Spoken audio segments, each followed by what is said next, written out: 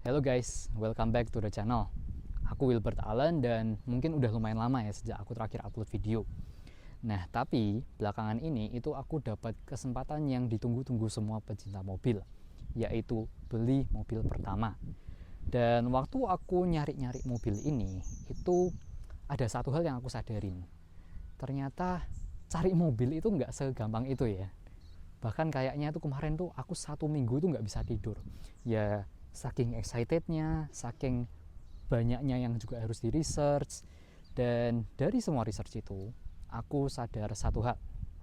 Kalau kalian mau cari mobil pertama, apalagi yang aman dan yang cocok buat kalian, itu ada satu faktor utama yang paling menentukan, yaitu budget.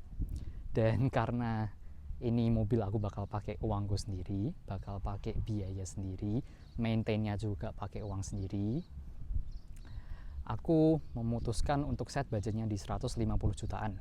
Dan di video kali ini itu aku bakal cerita-cerita ke kalian bagaimana dan kenapa aku memutuskan untuk mengeliminasi opsi-opsi lainnya, mobil baru, mobil bekas, bensin, listrik, dan lain-lain, dan akhirnya memutuskan untuk beli Suzuki Ignis.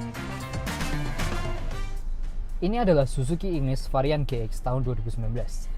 Waktu dulu baru keluar, mobil ini dijual di kisaran harga 180-200 juta. Tapi sekarang mobil yang sama bisa kalian dapetin di bawah 130 juta. Dan di harga segitu, mobil inilah salah satu pilihan terbaiknya.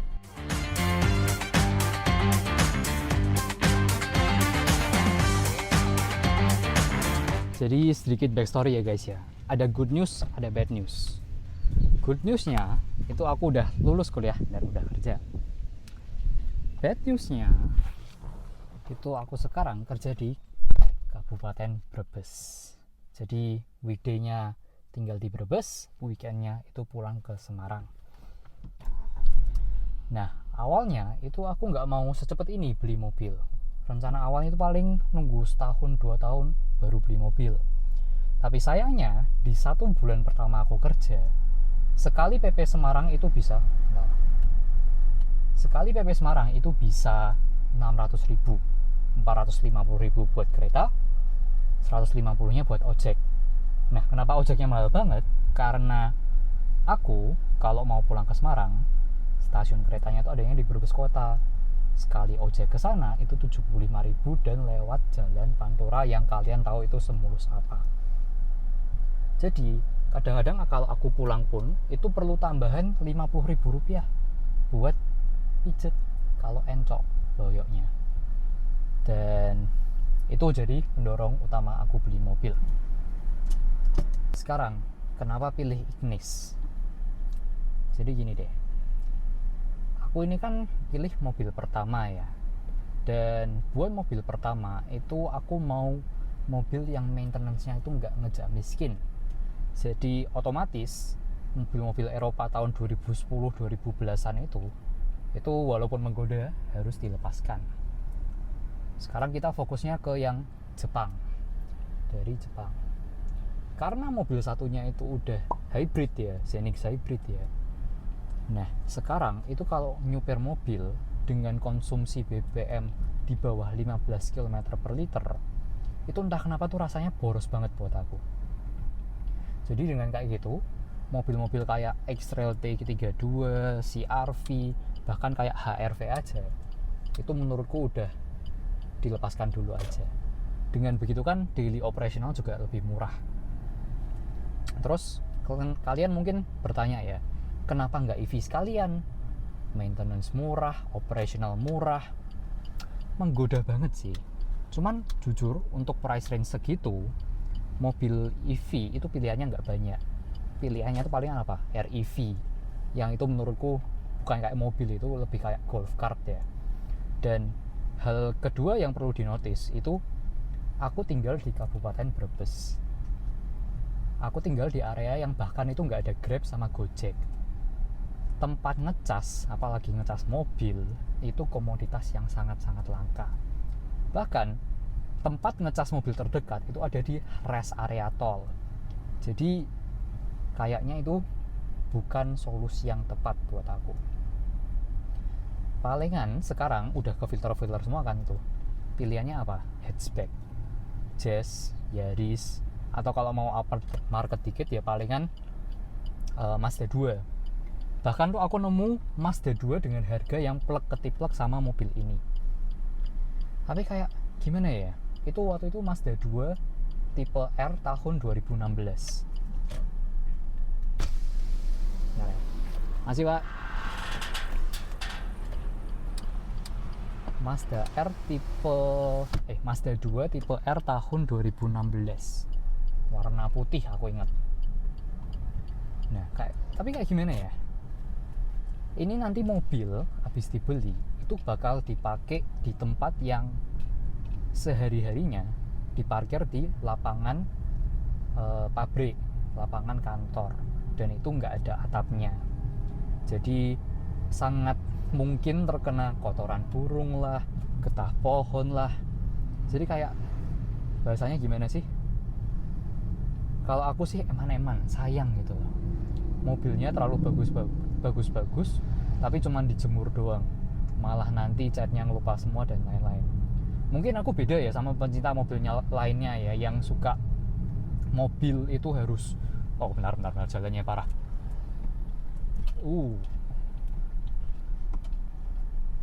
Mungkin aku beda sama pencinta mobil lainnya yang suka kalau mobilnya itu mulus semua. Tapi aku sendiri buat mobil pertama dan mobil yang dibuat harian, aku nggak mau mikirin kalau misalkan catnya cecel-cecel dikit lah apalah. Aku buat mobil harian harus bisa tega. Bayangin kalau misalkan kalian punya Mazda 2 setiap harinya dijemur, kan ya sayang gitu lah, eman-eman. Terlalu bagus mobilnya gitu. Dan dari semua research itu, dari tadi belum pakai sabuk guys. Dari semua research itu aku nemu pilihan yang cocok buat aku tuh ada dua, Honda Brio atau Suzuki Ignis. Dan dari kedua itu aku milih Ignis karena desainnya doang sih yang lebih unik aja gitu. Sekarang kita bahas masalah desainnya. Waktu mobil ini pertama kali keluar di tahun 2017, respon orang itu termasuk terbelah ya. Ada yang suka banget, ada yang nggak suka. Aku sendiri itu termasuk yang suka, karena menurutku mobil ini bagian depannya itu ganteng banget. Kalau kalian lihat mobil ini dari jauh, apalagi kalau mata kalian agak minus gitu ya, mobil ini tuh bakal kelihatan kayak Mini Cooper versi budget, apalagi yang atapnya two-tone. Dan salah satu yang membuat mobil ini lebih unik daripada kompetitor-kompetitornya, katakanlah Brio, Agya, Ayla, kemudian ada Mirage juga waktu itu. Kalau kalian ngelihat mobil itu, oke lah, mereka memang ganteng. Tapi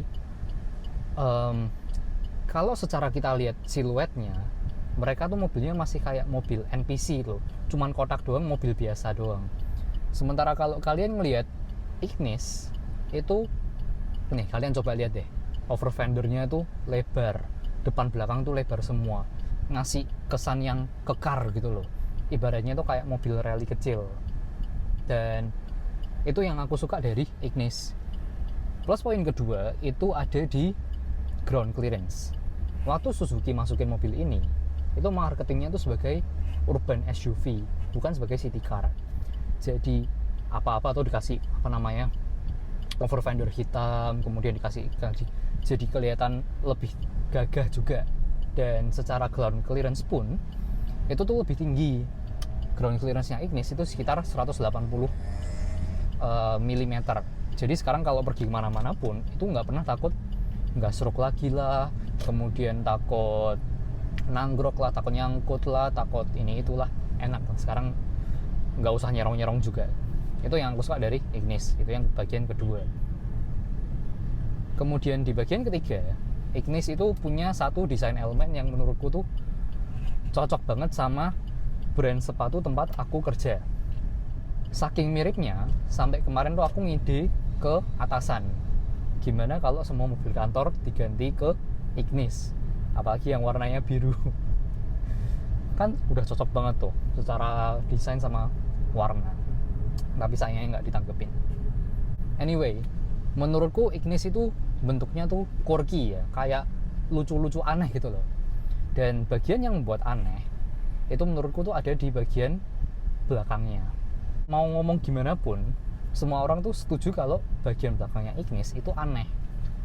Entah karena lampu sign sama lampu mundurnya yang nggak sesuai, nggak simetris gitu, atau karena cladding bumper belakang yang hitam itu terlalu lebar. Aku kemarin udah coba tambahin stiker reflektor ya, yang warna merah itu buat ngurangin kesan lebarnya, dan udah mendingan sih menurutku. Cuman ya masih agak ada yang aneh gitu loh. Coba ya, kalian kalau misalkan ada saran modifikasi itu gimana caranya biar nggak kelihatan aneh, tolong share di kolom komentar ya. I am open for suggestions. Hal yang lain yang aku suka dari Ignis itu ada interiornya. Jadi kalau secara desain dia kan memang udah mengusung tema two tone ya, atas hitam, bawah putih atau beige. Dan salah satu plus point yang menurutku membuat mobil ini kerasa lebih spesial, itu tuh ada beberapa part mobil yang warnanya itu sesuai body color gitu. Jadi contohnya kayak di daerah persneling sini, ini kan mobil biru ya. Jadi di sini persneling juga warnanya biru. Kemudian door handle yang bagian depan itu juga warnanya body color gitu. Jadi kerasa lebih spesialnya, nggak cuman kayak all black atau all beige gitu. Dan kalau kalian ngelihat desain interiornya ya, yang aku paling suka itu ada di kontrol AC ini. Ini tuh ibaratnya kayak, kalian tahu nggak speaker Beats atau speaker JBL yang kayak apa namanya, pill itu loh. Nah ini bentuknya tuh mirip banget sama yang itu. Itu yang aku suka dari mobil ini. Dan kemudian, bentar, aku kayaknya salah jalan nih guys. U-turn dulu kah? Bentar ya guys, U-turn dulu, salah jalan.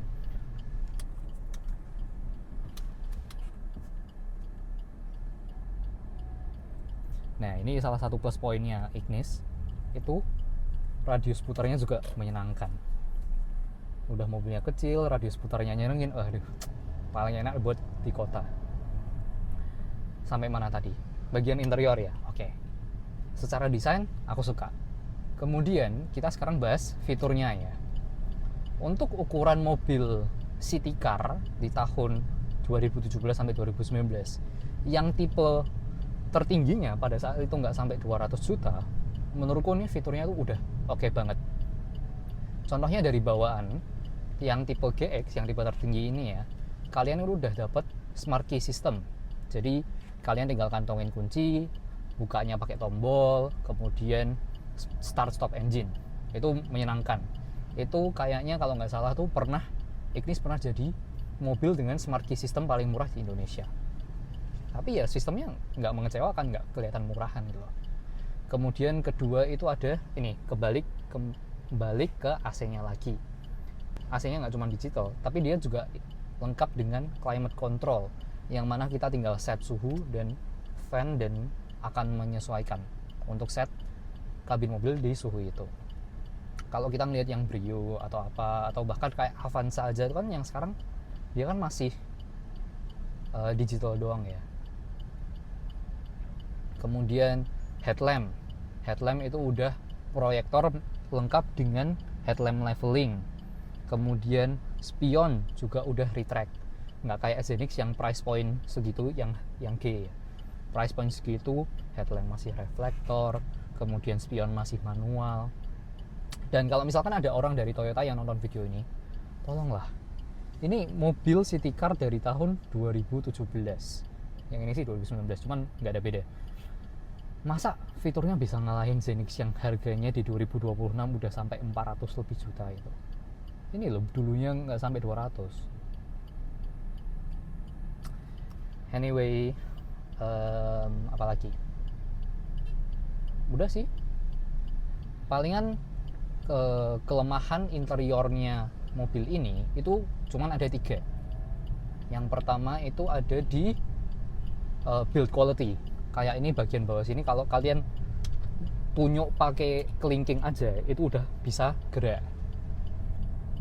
Dan kemudian kelemahan kedua itu kabinnya yang di area belakang compared to Agya, Brio dan lain-lain itu tuh sempit.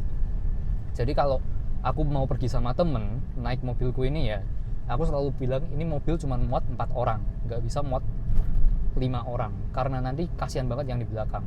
Udah legroomnya kecil, tapi kemudian harus dempet-dempetan sampai 3 orang gitu. Dan itu dari kabin. Yang terakhir itu ada di nggak adanya kamera mundur. Dan tapi untungnya yang pemilik sebelumnya udah masang kamera mundur sih, jadi aku nggak terlalu pusing masalah itu. Dan ngomong-ngomong tentang pemilik sebelumnya, aku tuh happy banget bisa dapat unit spesifik yang ini. Kenapa? Karena waktu aku beli di tahun 2025 September 2025, mobil ini kan mobil 2019 ya. Mobil ini tuh baru jalan 24.000 km dengan dalam 5 tahun. Berarti itu berapa per tahunnya? Nggak sampai 5.000. Kemudian full record service Suzuki. Kemudian cat masih original semua. Ya oke lah, catnya ada bocel-bocel dikit, tapi ya namanya pemakaian kan ya. Dan nggak berhenti sampai situ. Yang membuat aku lebih suka sama mobil ini itu karena pemilik sebelumnya itu juga hobi mobil. Jadi ketika mobil ini datang, itu mobil ini udah lengkap dengan modifikasi. Dan list modifikasinya itu nggak main-main gitu. Kalau kita lihat dari depan sampai belakang ya, kita ngomong masalah perlampuan. Memang dari bawaan mobilnya ini udah cukup terang ya lampunya ya. Cuman sama pemilik sebelumnya ditambah lagi mini Pro G. Oke, aku suka. Kemudian daerah fog lamp itu diganti dari sebelumnya kan halogen, sekarang diganti ke LED. Oke, lebih terang. Tapi kayaknya aku bakal switch kembali ke halogen. Karena kalau sekarang mobilnya lampunya putih semua gini, aku kalau mau ke daerah pegunungan itu agak was-was, apalagi kalau ketemu kabut. Jadi nanti kemungkinan mau balik ke settingan awal. Kemudian ada apa lagi? Balik ke sini. Oh nih head unit udah diganti ke Android yang lengkap dengan GPS. Kalau bawaannya kan agak kecil dan agak terbatas gitu ya. Yang ini udah diganti dan udah mantap. Aku suka. Kemudian mobil ini tambahin subwoofer sama pemilik sebelumnya. Aku suka. Kemudian jok sama lantai mobil itu udah diganti ke udah dilapis kulit semua. Dan ini itu kelihatan kalau yang ngerjainnya itu nggak main-main gitu loh. Kelihatan bener-bener kerjaannya itu rapi semua gitu loh. Kemudian apa lagi? Let me see. Oh ya, satu hal yang aku buat agak kaget itu ya, mobil ini itu dari depan sampai belakang itu udah ditambahin peredam full dari depan sampai belakang. Kemudian jadi waktu temanku yang biasa naik mobil ini itu dia kaget, ini kok mobil kedap banget gitu loh dibanding ke Ignis lainnya ya. Kemudian apa lagi? Oh ya, kok aku bisa lupa. Velg. Velg untuk aslinya Ignis itu kan ada di ukuran 15 inci ya. Dan lebar bannya itu sekitar 175. Yang ini itu velg udah di-upgrade ke ring 16. Dan selain itu bannya itu juga udah dilebarin. Jadi sebelumnya 175, sekarang itu 195 pakainya. Jadi secara fitment itu sekarang tuh udah hampir rata body. Itu yang membuat looks-nya itu sangat menyenangkan ya buat aku ya. Cuman negatifnya ban itu, ini yang sekarang 16 inci itu menurutku sekarang terlalu keras di ride quality-nya ya. Karena aku kan pakai mobil ini kan kebanyakan untuk luar kota ya. Mobil dengan ring sebesar itu buat ngelawan tol Jakarta yang lubangnya segede itu juga, itu sangat menyeramkan. Jadi berkali-kali itu mengajar lubang yang bener-bener sampai satu kabin tuh isinya getar semua. Dan itu di saat itu kita udah kayak aduh, ini velg kayaknya pecah deh kawan. Tapi hebatnya waktu kita menepi gitu ya, bannya tuh oke, nggak kenapa-kenapa gitu, nggak pecah. Ya untungnya sih nggak pecah ya, karena itu secara suara tuh menurutku udah, aku harus bawa ini ke dealer gitu loh buat realignment gitu loh. Tapi waktu kita lihat visualnya itu nggak ada masalah gitu. Aku sendiri salut. Cuman kalau ditanya apakah mending turun ke 15, aku sih untuk ke penggunaan untuk use caseku yang sering keluar kota akan lebih baik kalau ganti ke ring 15 kembali. Kemudian ban itu sekarang pakai Axelera yang all season dan dia tuh kayaknya yang performance gitu loh. Jadi sekarang secara performance oke. Secara buat dibawa waktu hujan oke. Cuman sekarang itu road noise-nya tuh tinggi banget. Nanti aku mungkin ganti ke yang kayak Bridgestone atau apalah itu. Kalau Continental kayaknya masih agak kemahalan buat Ignis. Dan itu yang membuat aku suka dengan unit ini ya. Kenapa aku suka mobil yang udah modifan? Karena nanti kalau misalkan aku dapat mobil yang stok pun, itu aku bakal hal-hal itu juga aku bakal ganti gitu. Otomatis yang paling pertama tuh menurutku paling penting head unit sama kamera mundur, itu otomatis harus ganti. Dan dengan beli mobil yang udah dimodif kayak gini, itu lumayan menghemat di biaya modifikasinya. Itu kan bisa dengan gampangnya menyentuh 10 juta sendiri ya. Tapi ada satu hal yang aku baru notice di mobil ini setelah aku pakai sekitar lebih dari 5 bulan. Oh my god. Yaitu ada di suara knalpotnya. Jadi kalau misalkan kita pakai di kondisi biasa kayak gini ya, dari dalam kabin, ini coba aku taruh di netral ya. Itu kan nggak kedengaran spesial ya, kedengaran kayak mobil biasa ya. Nah, tapi kalau dari luar suaranya tuh lumayan oke menurutku buat mobil 4 silinder.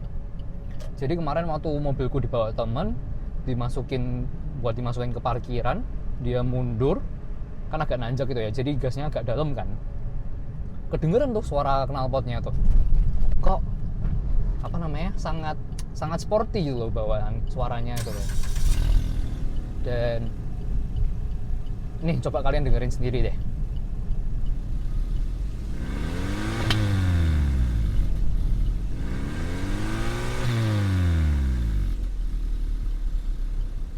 Sih, lumayan banget kan? Kira-kira kalian expect nggak kalau misalkan aku bilang itu knalpot bawaan dari pabrik? Nggak percaya kan? Aku sendiri tuh nggak percaya waktu denger knalpot itu. Aku mikirnya, oh ini berarti sama pemilik sebelumnya diganti knalpotnya. Ternyata setelah aku cek dengan dealer, dengan pemilik sebelumnya, ternyata knalpot itu 100% original bawaan dari pabrik. Dan itu tuh buat aku kaget gitu loh. Aku kaget gimana mobil bawaan dari pabrik, apalagi untuk city car ya, suaranya itu bisa sesporty itu. Dan aku baru sadar ternyata setelah kita bawa lumayan lama gitu ya mobil ini ya, ternyata essence-nya mobil ini tuh bukan ada di interiornya lah atau desainnya lah, ternyata tuh ada di driving experience-nya. Jadi gimana sih rasanya nyupir Ignis gitu kan? Jujur ya emang suspensi agak keras dibanding lawan-lawannya. Dan kalau misalkan kita U-turn, itu power steeringnya agak aneh gitu ya, kayak setirnya nggak balik sendiri. Dan dengan setup wheel aftermarket kayak gini yang sekarang, kalau kita lock to lock, itu pasti ada suara aneh dari kaki-kaki. It's okay, it's fine. Karena waktu aku nyupir mobil ini, aku bener-bener suka. Ada beberapa mobil itu yang bawaan dari setelan pabriknya, itu mesin dan transmisinya tuh agresif. Dan mobil Ignis ini, itu salah satunya. Ini mesin kalau diajak tarikannya tuh pokoknya nyenengin banget lah mobil ini. apalagi ini kan yang manual ya. Kemudian apalagi rasanya buat manuver di kota-kota tuh juga responsif gitu loh. Bukan mobil yang mewah, bukan mobil yang refine, tapi tipe mobil yang buat kamu bisa senyum waktu nyupir mobil itu. Memang cuma Ignis biasa, cuman waktu kita bawa tuh bener-bener fun to drive gitu. Dan salah satu yang paling penting itu iritnya itu loh. Ini mobil dengan modifikasi seberat itu kemarin aku bawa ke Jakarta PP, dan jadi rute tol sama rute dalam kota di Jakarta itu dengan metode full to full masih bisa 18,8 km per liter. Dan kalau misalkan kalian tanya ke teman-teman kalian yang pakai Ignis, mereka tuh pasti dengan gampang bisa nyentuh 22 km per liter gitu. Dan itu untuk keseharian itu bener-bener kerasa di dompet kita gitu loh. Sekarang mungkin ada beberapa dari kalian yang sadar ya kalau mobil ini tuh mobil manual, bukan mobil matic. Kenapa aku pilih mobil manual daripada yang matic? Karena maticnya Suzuki, terutama yang di Ignis sama Karimun itu ya, itu tuh matic yang namanya mereka itu apa ya, AGS, automatic gear shift atau apa itu. Tapi ibaratnya kita lebih mengenal sebagai AMT, automated manual transmission. Jadi ibaratnya tuh mobil transmisi manual yang ada kopling elektroniknya, anggapnya gitulah. Jadi pada dasarnya itu memang mobil manual gitu. Kenapa aku nggak pilih yang AMT itu? Karena kalau misalkan mobil yang AMT itu aktuator buat koplingnya itu rusak, sekali ganti itu bisa harga 20-30 juta. Hampir seperempat yang aku bayar buat mobil ini.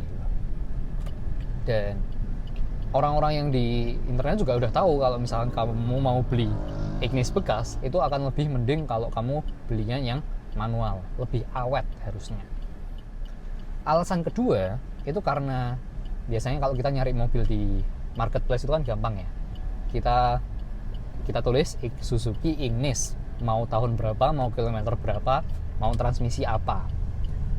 Waktu yang pertama-tama aku nyari transmisi itu pasti aku isi automatic, karena waktu itu aku memang belum research apa-apa kan. Tapi aku lihat itu tuh yang matic tuh semuanya kilometernya tinggi, semuanya secara unit itu nggak ada yang menyenangkan gitu loh, nggak ada yang bagus. Kemudian di satu hari aku lupa itu antara iseng atau aku lupa ngisi filter itu ya, akhirnya muncullah hasil yang manual gitu kan. Waktu pertama kali lihat, 24.000 km dalam 5 tahun, udah modif lagi. Habis itu papaku bilang, tapi itu manual. Iya juga ya gitu kan. Karena pada saat itu aku belum bisa nyupir manual gitu loh. Cuman karena secara gambar unit ini terlihat paling spesial, kita akhirnya kirim inspektor buat ngecek mobil ini, karena posisi di beda kota kan.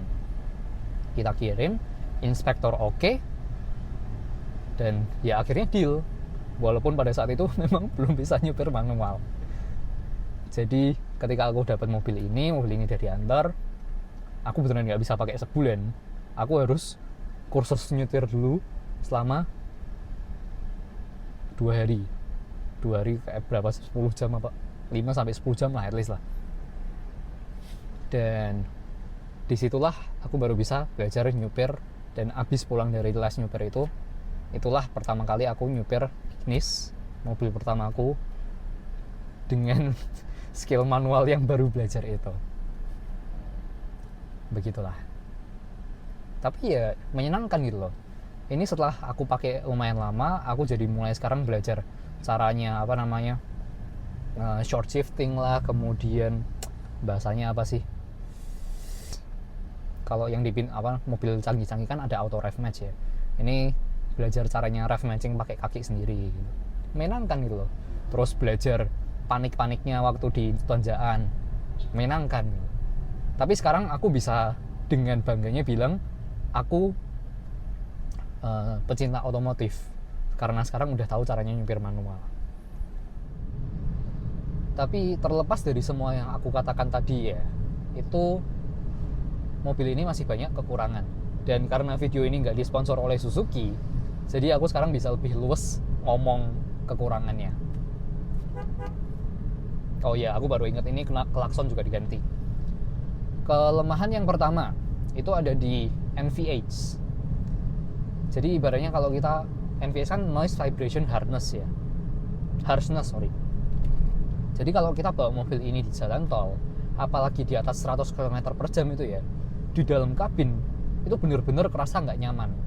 Karena suara yang masuk itu kayak paduan suara gitu.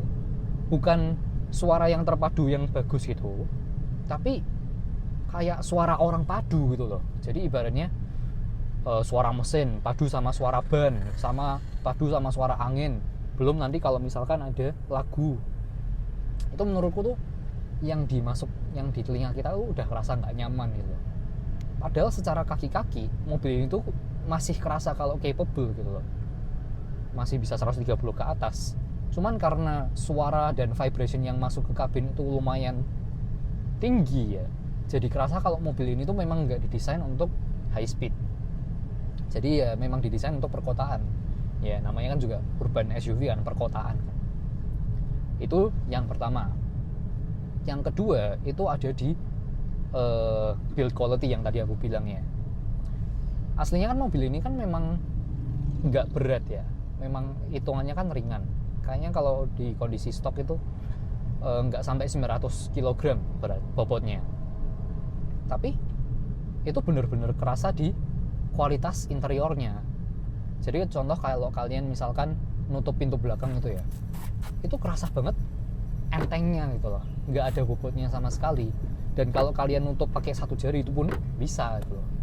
Dan waktu kalian nutup itu kerasa kalau suaranya itu suara besi kopong gitu loh, suara yang memang mobil murahan. Ya oke lah, memang price point-nya segitu ya. Cuman kalau kalian compare sama BYD Atto yang harga barunya aslinya juga masih mirip-mirip gitu kan, itu secara NVH yang BYD Atto menang jauh. Kalau itu nggak bisa didebatin sih. Ini masih kerasa kalau ekonomi car-nya gitu. Itu yang kedua. Untuk yang ketiga itu ada di ini yang menurutku paling mengganggu ya. Kalau kalian bawa mobil ini di atas 3000 sampai 4000 rpm, itu di dalam kabin tuh mulai bau gosong gitu loh. Dan anehnya bau gosongnya itu bukan dari mesin, tapi dari knalpot. Aku sendiri tuh juga bingung gimana caranya bisa yang dari knalpot yang di belakang baunya tuh bisa masuk sampai kabin yang lebih di depan gitu loh. Cuman kemarin aku baca-baca forum kan, itu ternyata memang Ignis tuh ada penyakit itu. Kalau kalian lama nggak pakai mobilnya, itu kerak-kerak yang ada di catalytic converter itu bakal numpuk, dan itu yang membuat bau gosongnya itu. Aku udah berkali-kali bawa ke dealer, mereka juga nggak ada solusi karena katanya memang itu penyakit bawaan sama kayak punya R3. Jadi itu yang menurutku paling mengganggu sih. Terlepas dari itu ada apa lagi ya? Oh iya, aku baru ingat, mobil ini itu walaupun driver window-nya auto down, tapi dia tuh belum auto up. Itu agak jengkelin waktu di awal, tapi lama-lama bisa terbiasa. Kemudian kedua itu ada di ini mobil ini belum dilengkapi dengan auto door lock. Jadi itu yang aku sampai sekarang masih belum terbiasa. Sekarang udah sih, jadi aman harusnya. Apakah ada lagi?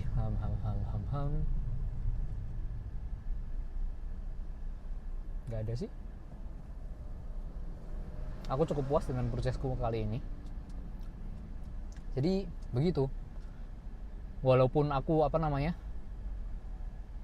walaupun mobil ini dengan segala kekurangannya, tapi setiap kali aku parkir setelah parkir kemudian nengok balik ke mobil ini, aku tuh masih ada feeling kayak, gila ya, ini mobil beneran cuma 130 juta gitu. karena menurutku ini value for money yang aku belum bisa dapetin di mobil lain gitu. Tapi itu membuat aku penasaran. Nah, kira-kira kalau kalian punya budget 150 juta, kalian bakal beli mobil apa?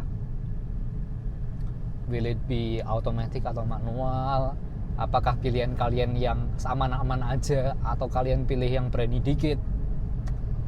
Tolong share di kolom komentar ya. Aku pengen baca satu-satu. Ada pertemuan mobil. Satu hal lagi ya guys, yang aku suka dari Ignis itu komunitasnya. Ini barusan ada Ignis dari lawan arah.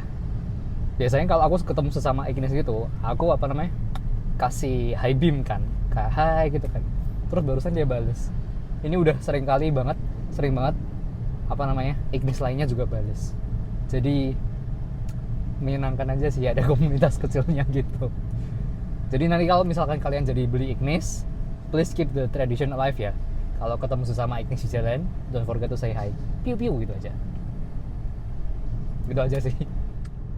Ya, I think sampai di sini dulu video kali ini.